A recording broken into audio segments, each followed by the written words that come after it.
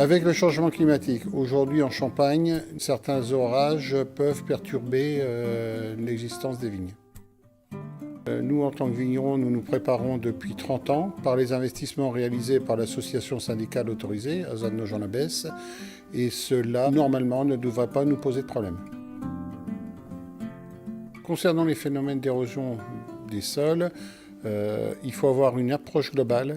Cette approche part de la vigne, elle part de la notion d'enherbement des vignes, la notion de travail mécanique sous le rang pour ne plus avoir à utiliser de désherbant.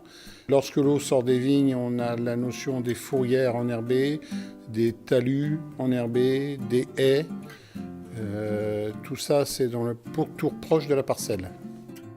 Alors, à partir du moment où on sort du pourtour de la parcelle, si l'eau arrive à traverser ces éléments, puisque lorsqu'on a des lames d'eau importantes, ça ne suffit pas. Donc après, il faut aménager les chemins. Alors, soit on arrive à avoir des chemins enherbés si ces chemins ne sont pas trop circulants au niveau des véhicules. Soit il y a la solution en haut de coteau des grilles gazon qui peuvent être aussi intéressantes. Sinon après, lorsque les flux d'eau sont trop importants, il faut être sur des ouvrages plus lourds, type voirie béton, type ouvrage des grilleurs avec busage.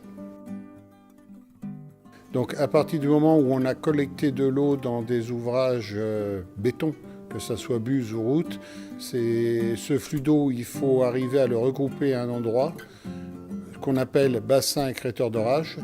Et c'est dans ce cadre-là, après, que l'on doit traiter l'eau qui arrive dans ces bassins. Donc les travaux qu'on a réalisés au niveau de l'ASAD de Nogent visaient à améliorer le fonctionnement des bassins. On a divisé un ancien bassin qui avait été fait il y a 30 ans en 4 sous-bassins. Le premier sous-bassin est un bassin de décantation qui permet à l'eau de se clarifier partiellement avec une sédimentation tous des éléments lourds. Le deuxième bassin est un bassin de photoremédiation, c'est-à-dire de dégradation des molécules chimiques présentes dans l'eau par la lumière. Le troisième bassin est un bassin de phytoremédiation, donc là de dégradation par les plantes et par les bactéries qui sont installées sur les rhizomes des plantes.